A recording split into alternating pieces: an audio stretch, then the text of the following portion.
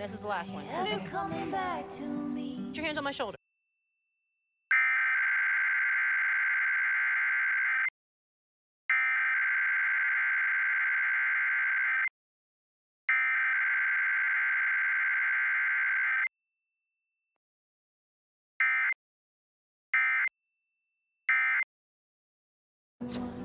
Tell me that I'm still enough. I always thought I didn't want to be in a long-term care facility, but I never thought this is where I'm going to be.